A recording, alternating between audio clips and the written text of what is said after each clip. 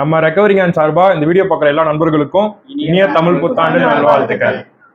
சங்கீதம் 41:1 சிறுமைப்பட்டவன் மேல் சிந்தையுள்ளவன் பாக்கியவான், தீங்கு நாளில் கர்த்தர் அவனை விடுவிப்பார். நம்ம ஏசப்பாவோட சமூகத்துல உயர்ந்தவங்க தாழ்ந்தவங்க மேல் ஜாதி கீழ் ஜாதி எதுவுமே கிடையாது. ஆனா நம்ம இந்த உலகத்துல எல்லாமே இருக்கு.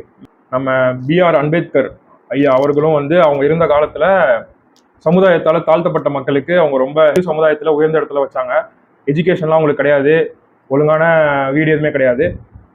நம்ம அம்பேத்கர் ஐயா தான் அவங்களுக்குலாம் எஜுகேஷன் கொடுத்து அவங்களையும் சொசைட்டில ஒரு பெரிய ஆளா மாத்தினாங்க. நம்ம எல்லாருமே ஒண்ணுதான், மனுஷங்க தான் அப்படின்ற மாதிரி அவ்வளவு பாடுபட்டு எல்லாருமே ஈக்குவல்னு சொன்னாரு. ஏசப்பா நம்ம கூட பைபிள் மூலமா தான் நம்ம கிட்ட பேசுவாங்க.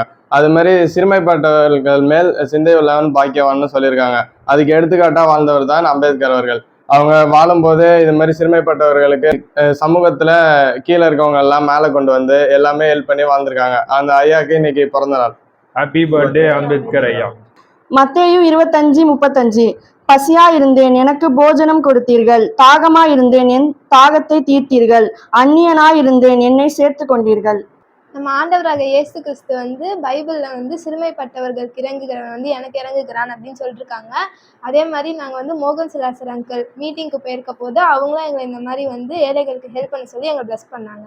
நம்ம இப்போ பைபிள்ல பார்த்த மாதிரி ஏசப்பா நம்ம கிட்ட பேசியிருக்காங்க. தாகமா இருந்தேன், எனக்கு தண்ணீர் கொடுத்தீர்கள் அப்படின்ட்டு. இப்போ இதன் மூலமா நம்ம போன வாரம் மோகன் சிலாசர் அங்கிள் மீட்டிங்கும் போயிருந்தோம். அவங்க நம்மளை பிளஸ் பண்ணி எங்களுக்கு இதெல்லாம் பண்ணுங்க அப்படின்னு சொன்னாங்க. நம்ம இப்போ என்னெல்லாம் பண்ண போறோம் அப்படின்னா, நம்ம ரெக்கவரிங் நண்பர்கள் எல்லாருக்குமே தெரியும், நம்ம சாப்பாடு கொடுத்துட்டு இருக்கோம்னு சொல்லிட்டு இந்த பாக்ஸ்ல போட்டுதான் உங்கள் துக்கம் சந்தோஷமாய் மாறும்ன்ற பாக்ஸ்ல போட்டு தான் கொடுத்துட்டு இருக்கோம். இப்போ இது மட்டும் கொடுக்காம நம்ம மோகன் சிலாசர் அங்கிள் சொன்ன மாதிரி இந்த ஜூஸ் கொடுக்க போறோம். இது என்ன ஜூஸ் பார்த்தீங்கன்னா எலக்ட்ரோலைஸ் ஜூஸ். இந்த ஓஆர்எஸ்னு இந்த மெடிக்கல் ஷாப்லாம் விற்பாங்க, ஆப்பிள் போட்டோ போட்டிருக்கலாம். எலக்ட்ரோஸ்லைஸ்னு ஒரு பிராண்டோடது.